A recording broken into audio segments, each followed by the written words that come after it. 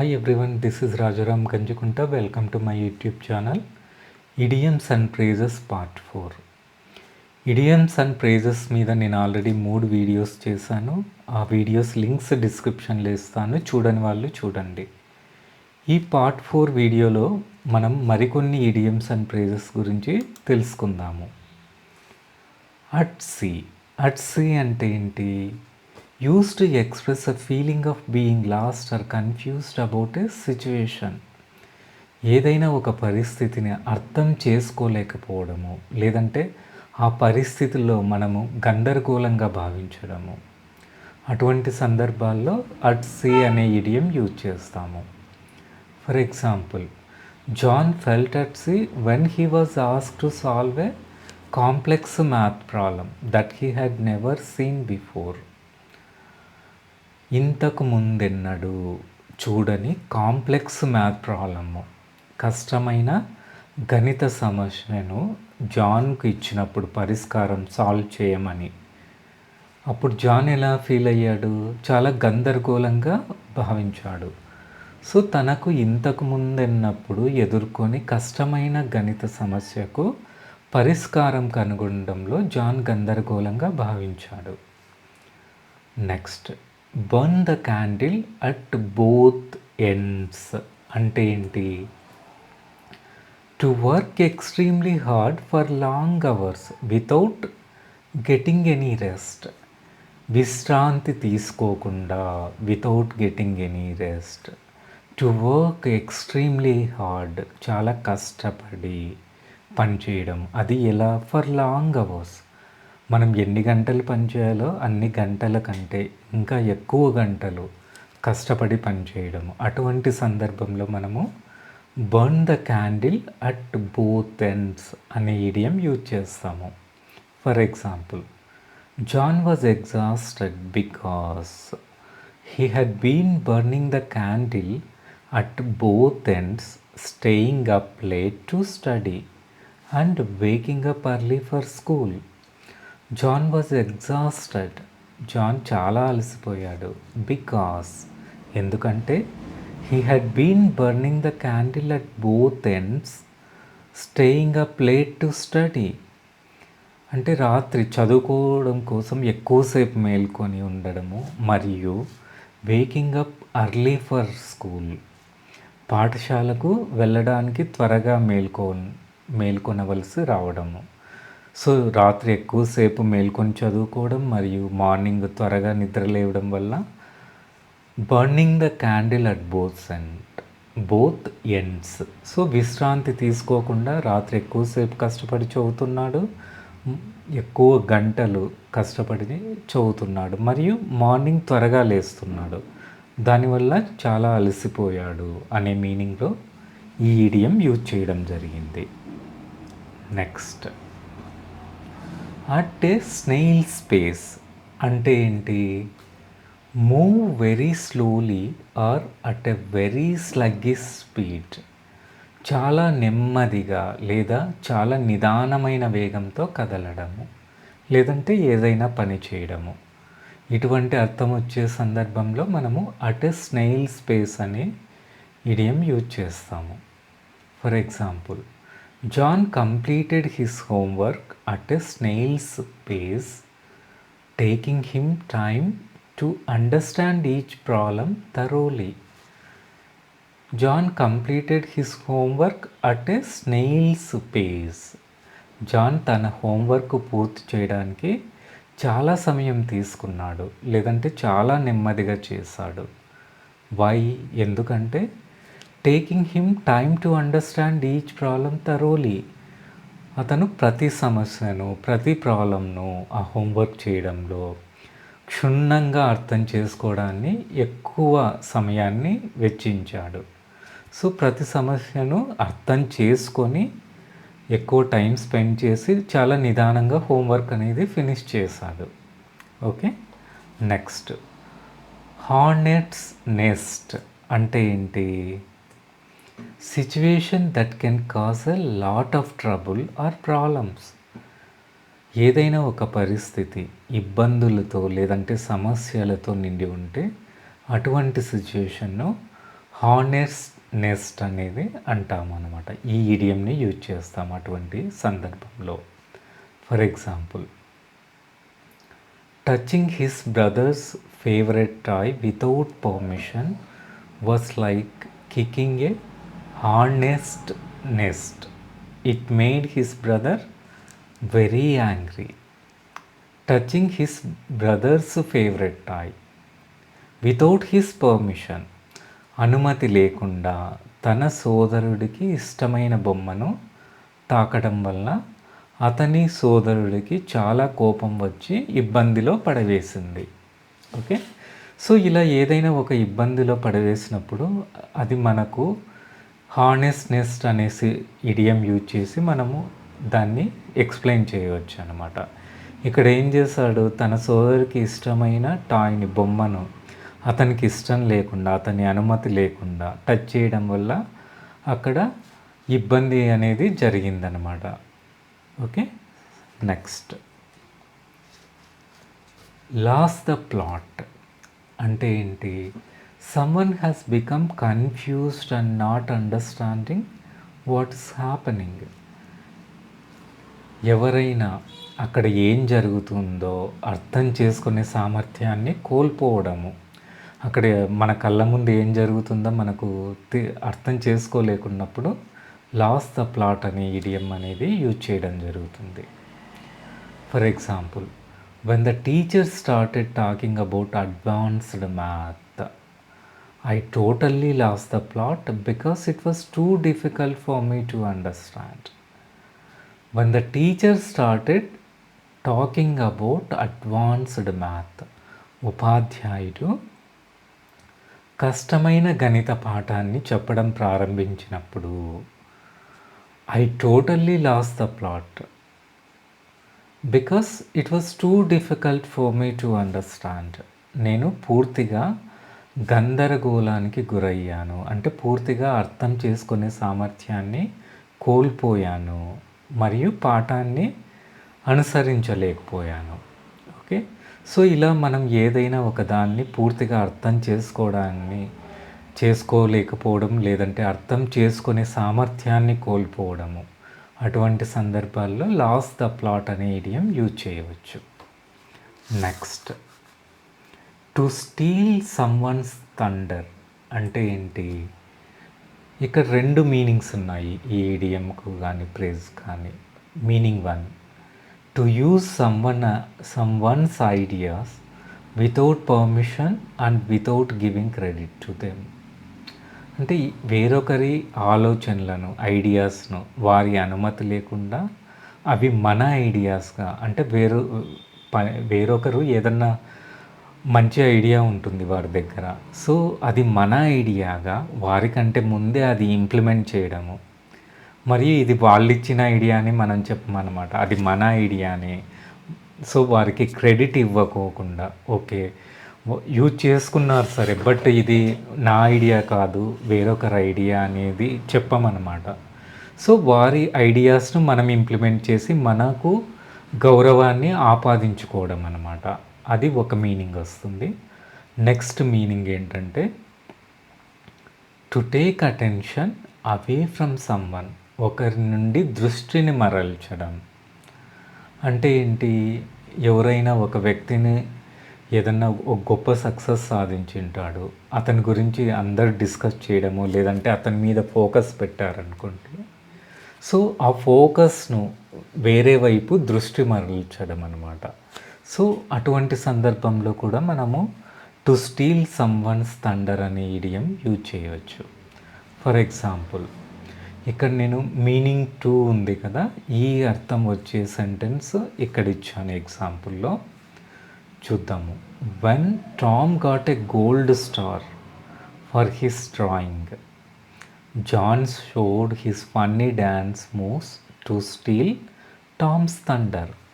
Tom అనే వ్యక్తి బంగారు పథకాన్ని డ్రాయింగ్లో గెలిచి ప్రశంసలు పొందుతున్నప్పుడు అందరూ అతన్ని పొగుడుతున్నారు, ఓకే, టామ్ని. ఎందుకంటే అతను డ్రాయింగ్ కాంపిటీషన్లో బంగారు పథకం గెలిచాడనమాట.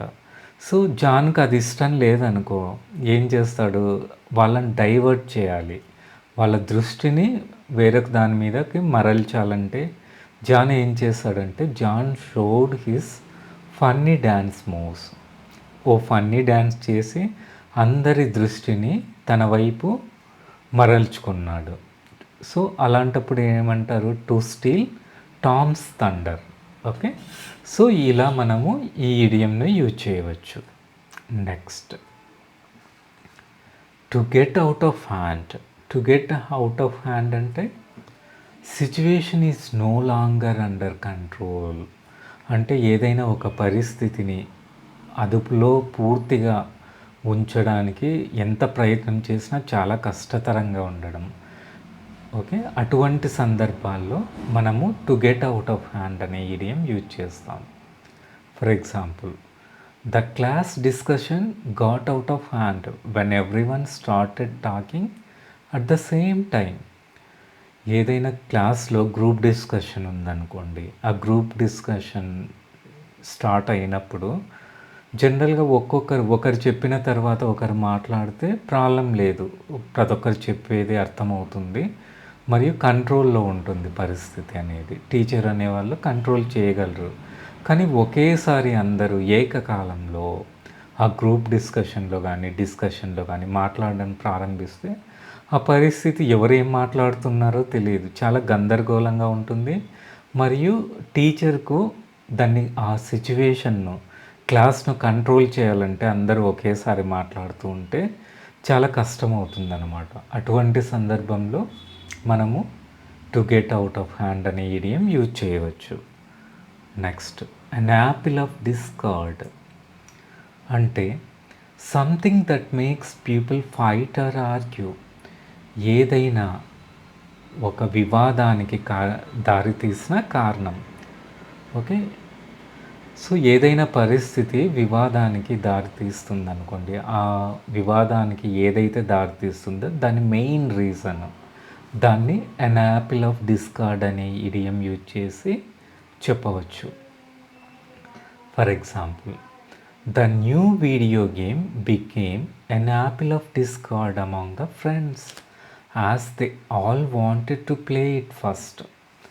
ఏదైనా ఒక న్యూ వీడియో గేమ్ ఉందనుకోండి, సో ఫ్రెండ్స్ అందరూ ఇప్పుడు ఒకే మొబైల్ ఉందనుకోండి, ఏదైనా వీడియో గేమ్ ఇన్స్టాల్ చేసుకున్నారు, లేదంటే ఏదన్నా కంప్యూటర్లో ఏదన్నా స్మార్ట్ టీవీలో వీడియో గేమ్ ప్లే చేయాలనుకున్నారు అనుకోండి. సో అటువంటి సందర్భంలో అది కొత్త వీడియో గేమ్ కాబట్టి నేను ముందు అని ప్లే చేయాలి, ఆడాలి అని ఒకరికొకరు ఫ్రెండ్స్ మధ్య ఓకే గొడవ జరిగింది. సో ఏది మెయిన్ రీజన్ గొడవ జరగడానికి? New video game. కాబట్టి న్యూ వీడియో గేమ్ను మనం ఏమని చెప్పవచ్చు, ఇదే కదా గొడవకు కారణం ఏంటి? కొత్తగా వచ్చిన వీడియో గేమ్, ఇన్స్టాల్ చేసుకున్న వీడియో గేమ్. కాబట్టి the new video game became N apple of discard. So ఇది వివాదానికి దారి తీసిన కారణం కాబట్టి దీన్ని ఎన్ యాపిల్ ఆఫ్ డిస్కార్డ్ అనే ఇడియం యూజ్ చేసి మనం చెప్పవచ్చు. కొత్త వీడియో గేమ్ స్నేహితుల మధ్య వాదనలు మరియు తగాదాలకు కారణమైంది. ఎందుకంటే వారందరూ ఆ గేమ్ని మొదట ఆడాలని కోరుకుంటున్నారు. Okay, next,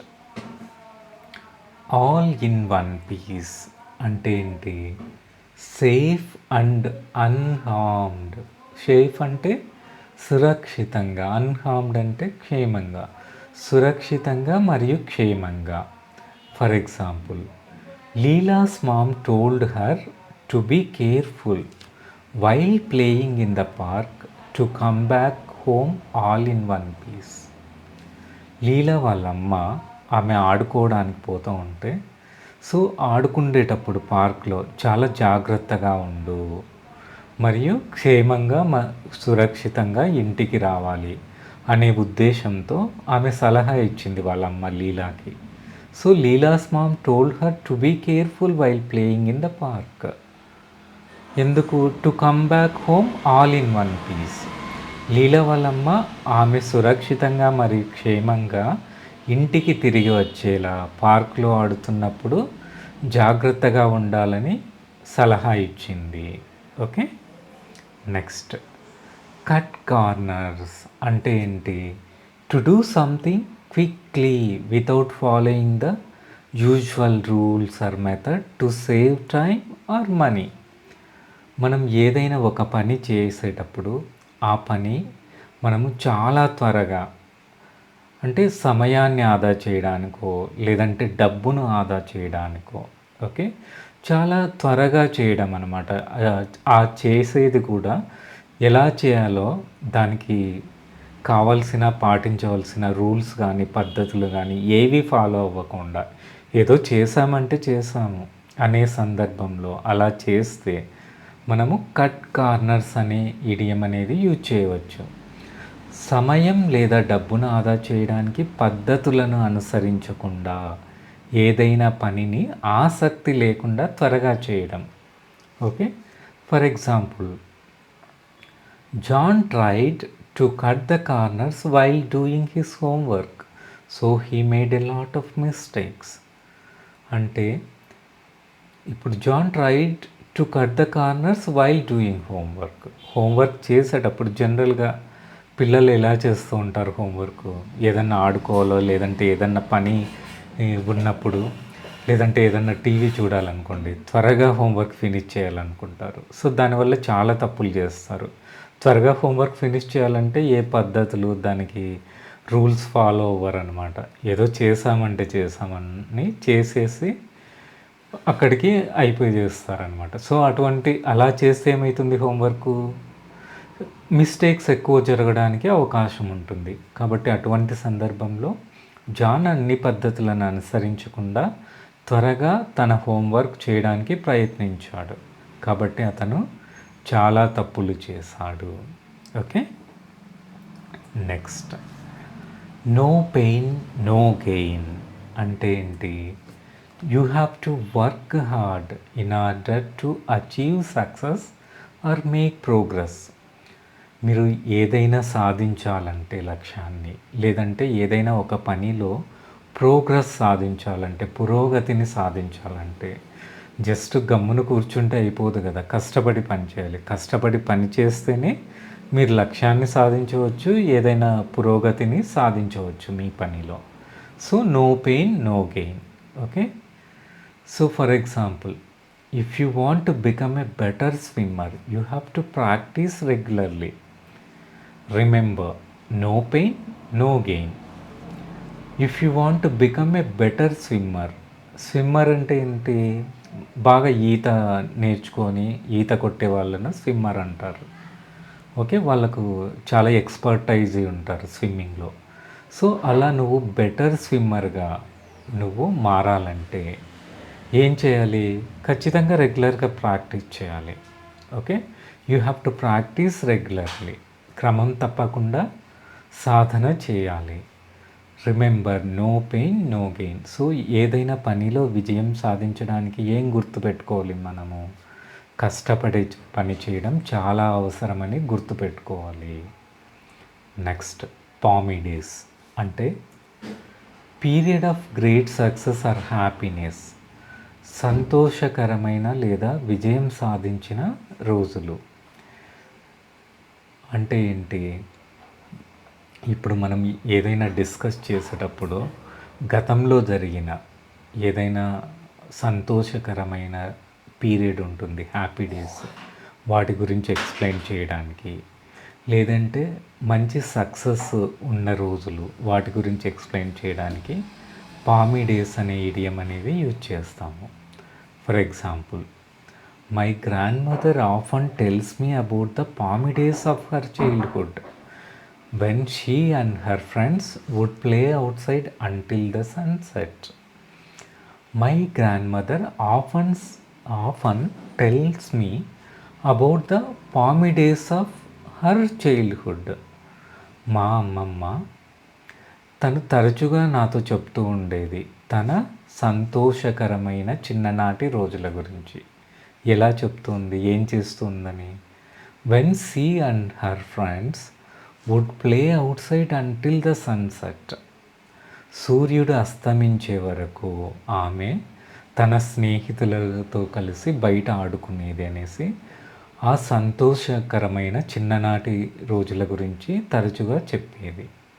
okay, so ఫార్మీ days అంటే అంతే కదా, సంతోషకరమైన లేదంటే ఏదైనా మంచి సక్సెస్ సాధించిన పీరియడ్ ఆ రోజులు అన్నమాట. సో అటువంటి సందర్భాల్లో మనము ఫార్మీ డేస్ని యూజ్ చేయవచ్చు. Next, born with a silver spoon in mouth అంటే born into a wealthy and privileged family. ఏదైనా ధనిక కుటుంబంలో జన్మించినప్పుడు లేదంటే విశేషమైన పెంపకాన్ని కలిగి ఉన్న కుటుంబంలో జన్మించినప్పుడు మనము అటువంటి సందర్భాన్ని ఎక్స్ప్లెయిన్ చేయడానికి born with a silver spoon in mouth. ఎవరైనా ఒక వ్యక్తి ఉన్నారు, మంచి ధనిక కుటుంబంలో జన్మించాడు, అటువంటి సందర్భంలో ఈ ఈడియం యూజ్ చేయవచ్చు ఎక్స్ప్లెయిన్ చేయడానికి. For example, my cousin who was born with a silver spoon in her mouth does not understand the struggles that some of us face every day. My cousin who was born with a silver spoon in her mouth అంటే మా cousin చాలా ధనిక కుటుంబంలో జన్మించడం వల్ల. So జనరల్గా ఏమవుతుంది, ఎవరైనా చాలా మంచి డబ్బున్న ఫ్యామిలీలో జన్మిస్తే వాళ్ళకు మనం డైలీ పడే కష్టాలు అర్థం కావన్నమాట. సో అటువంటి సందర్భంలో ఈ ఈడియం యూజ్ చేయడం జరిగింది ఈ సెంటెన్స్లో. So she doesn't understand the struggles that some of us face every day. మనలో కొందరు రోజు పడే కష్టాల గురించి అంతగా అవగాహన లేదు, ఎందుకంటే she born with a silver spoon in her mouth. Okay, next, every cloud has a silver lining అంటే you can derive some benefit from every bad thing that happens to you. మనకి ఏదైనా చెడు జరిగితే అందులో నుండి ఏదైనా కొద్దిగా మంచిని లేదంటే కొద్దిగా ప్రయోజనాన్ని మనం పొందవచ్చు లేదంటే గ్రహించవచ్చు. అది ఎంతటి చెడు అయినా కావచ్చు, ఎంతటి కష్టమైన విచారకరమైన పరిస్థితి అయినా దాని నుండి ఎంతో కొంత మంచి అనేది ఉంటుంది. సో అటువంటి సందర్భంలో మనము every cloud has a silver lining అనే ఇడియం అనేది యూజ్ చేస్తాము. For example, I was disappointed that my favourite library book was already borrowed but I found another interesting book instead. It is true what they say, every cloud has a silver lining. I was disappointed that my favorite library book was already borrowed. నాకు ఇష్టమైన పుస్తకము library నుండి ఇప్పటికే వేరొక వారు తీసుకున్నందుకు నేను చాలా నిరాశ చెందాను. I was disappointed but I found another interest book instead.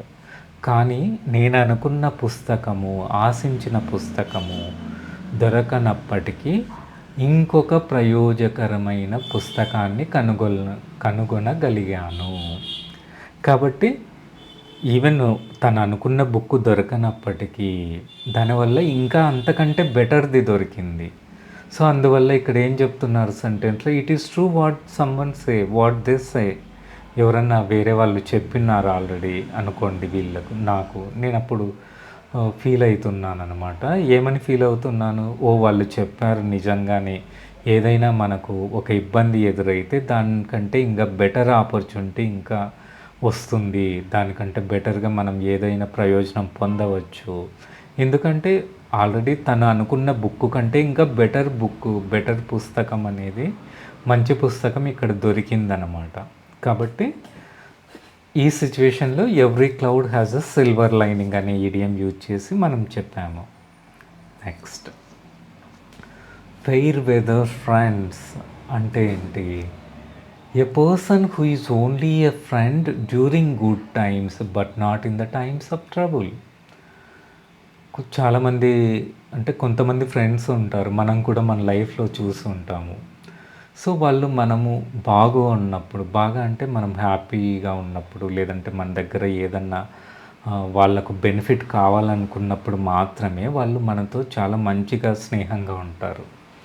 అదే మనకి ఏదైనా ప్రాబ్లం వచ్చి మనము వాళ్ళని ఏదైనా హెల్ప్ అడుగుతాము అనే సిచ్యువేషన్లో వాళ్ళు మనతో ఫ్రెండ్లీగా ఉండరనమాట. సో కష్టకాలంలో కాకుండా కేవలం మంచి సమయాల్లో మాత్రమే స్నేహితుడిగా ఉండే వ్యక్తిని ఫెయిర్ వెదర్ ఫ్రెండ్ అని అనొచ్చు.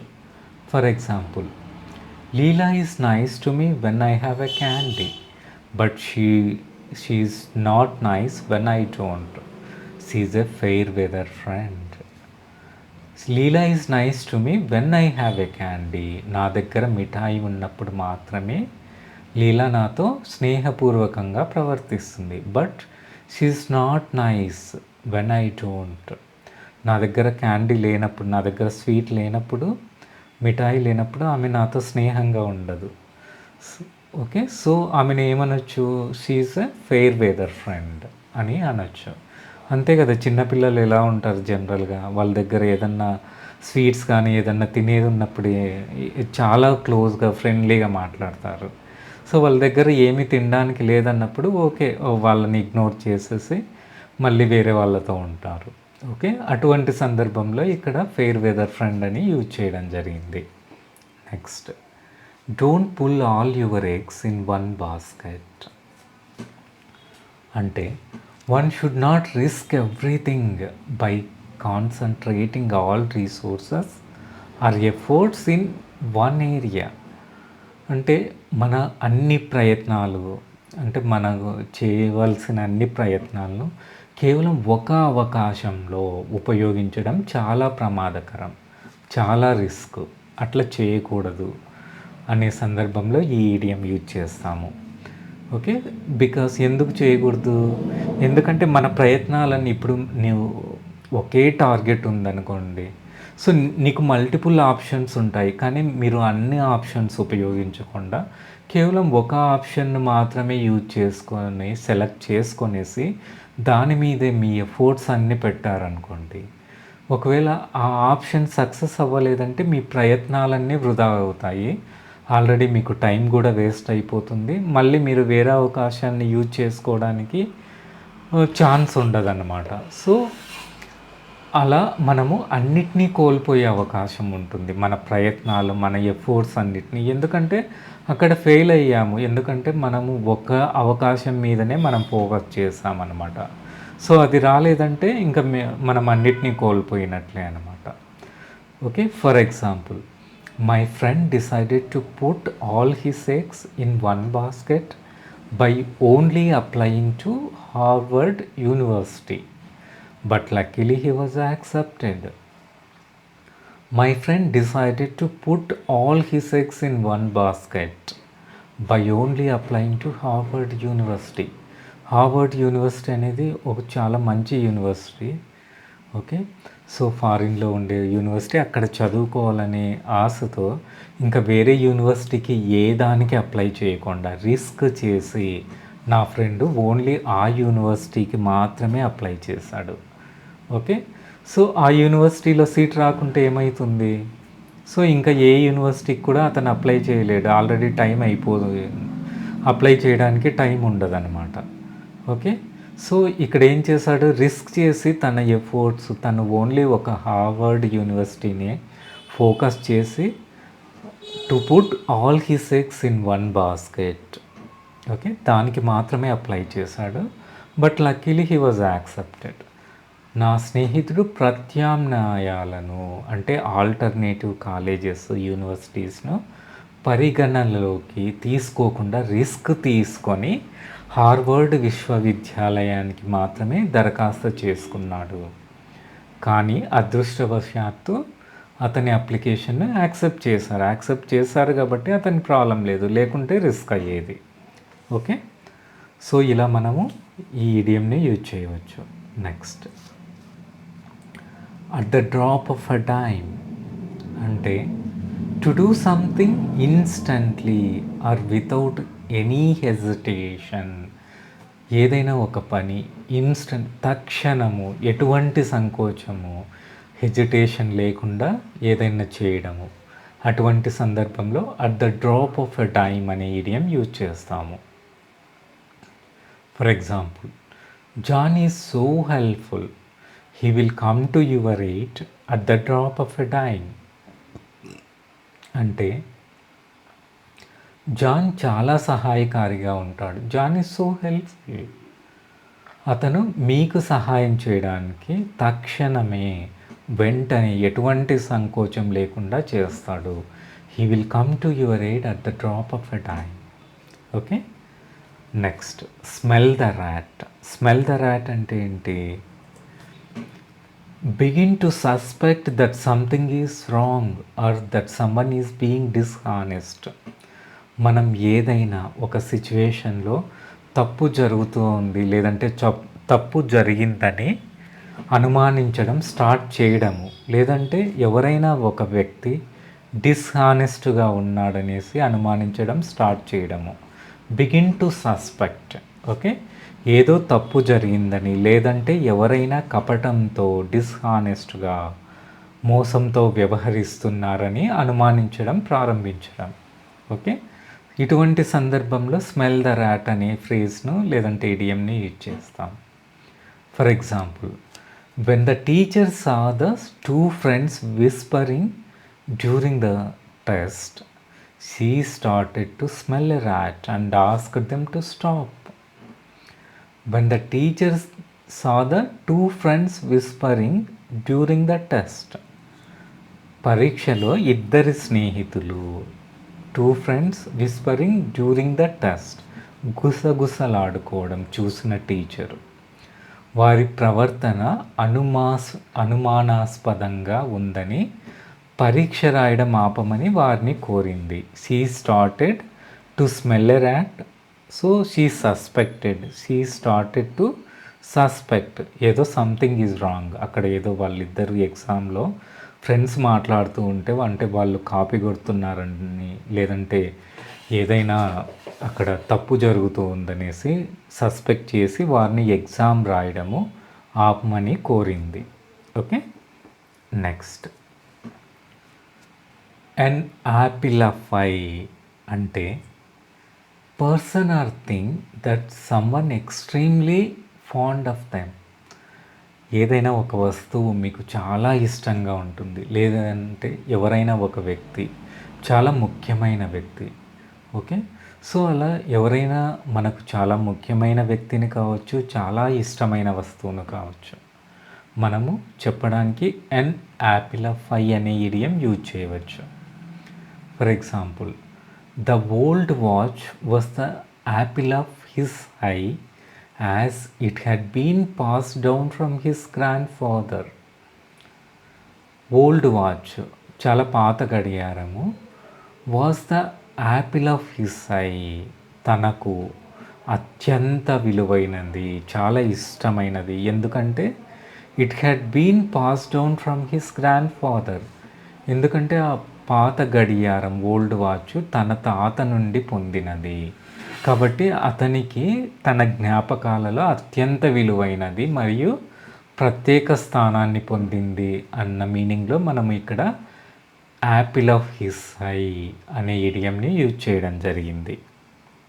Next adding fuel to the fire అంటే to make a bad situation even worse by saying or doing something. ఏదైనా ఒక సిచ్యువేషను ఓకే గందరగోళంగా ఉంటుంది, లేదంటే సంఘర్షణ, ఏదన్నా ఒక గొడవతో సిచ్యువేషన్ ఆల్రెడీ ఉంది. ఆ సిచ్యువేషన్ను ఏం చేస్తాము, ఈవెన్ వర్స్ ఆల్రెడీ ఉన్న సంఘర్షణను ఇంకా ఎక్కువ పెంచడము, మరింత పెంచడము. ఎలా పెంచుతాం? By saying or doing something. మనం ఏదైనా చెప్పడం వల్ల ఇప్పుడుండే గొడవ ఇంకా పెద్దది కావడం అన్నమాట, మరింత పెంచడము. మనం చెప్పడం కావచ్చు ఏదైనా, లేదంటే ఏదైనా చేయడం వల్ల. ఓకే, అటువంటి సందర్భంలో మనం adding fuel to the fire అంటాము. అంటే ఏంటి, అగ్నికి ఆజ్యం పోసామంటాం కదా, తెలుగులో సామెత ఉంది కదా. సో అలా అటువంటి సందర్భంలో మనము ఈ ఇడియంని యూజ్ చేస్తాము. For example, John's teasing comments added fuel to the fire during the argument, making his friend even angrier. ఇప్పుడు ఎవరైనా ఒక ఫ్రెండ్ చాలా కోపంలో ఉన్నాడు, అటువంటప్పుడు జాన్ ఇంకా టీజింగ్ ఆట పట్టించాడు. సపోజ్ ఏదన్నా మాట తన మాటలతో ఆట పట్టించాడనుకోండి. సో అదేమైందంటే ఆ ఆర్గ్యుమెంట్ను ఇంకా పెంచింది. దాన్ని తగ్గించడం బదులు, దాన్ని కూల్ చేయడం బదులు అతన్ని టీజింగ్ కమెంట్స్, ఆట పట్టింపు మాటలు పరిష్కరించడానికి బదులుగా అతని స్నేహితుడికి మరింత కోపం వచ్చేలా చేసింది. ఆల్రెడీ కోపంలో ఉన్నాడు, మీ మాటల వల్ల ఇంకా ఎక్కువ కోపం వచ్చింది. ఓకే, సో మనము సంఘర్షణను, ఆ ఆర్గ్యుమెంట్ను ఇంకా పెంచామన్నమాట మన టీజింగ్ కమెంట్స్తో, జాన్ టీజింగ్ కమెంట్స్తో. ఓకే, సో ఇలా మనం ఏదైనా ఒక గొడవను మన చేతలతో కానీ మన మాటలతో కానీ మరింత పెంచితే అటువంటి సందర్భాన్ని ఎక్స్ప్లెయిన్ చేయడానికి మనము adding fuel to the fire అనే ఇడియం యూజ్ చేయవచ్చు. ఓకే, సో ఈ వీడియోను మళ్ళీ మొదటి నుండి చివరి వరకు ప్రతి ఇడియంను లేదంటే ఫ్రేజ్ను మళ్ళీ చూడండి. దాని అర్థాన్ని పూర్తిగా గ్రహించి యూజ్ చేయడం స్టార్ట్ చేయండి. ఓకే, జస్ట్ అర్థాన్ని తెలుసుకొని వదిలేస్తే ఇడియమ్స్ మనకు గుర్తుండవు. మనము డైలీ కమ్యూనికేషన్లో లేదంటే మనం రాసేటప్పుడు, చదివేటప్పుడు కానీ మనం ఇడియమ్స్ని ఐడెంటిఫై చేస్తూ, ఇడియమ్స్ను యూజ్ చేస్తూ మనం చదవగలిగితే బాగా గుర్తుండిపోతాయి. Okay, thank you so much for watching this video.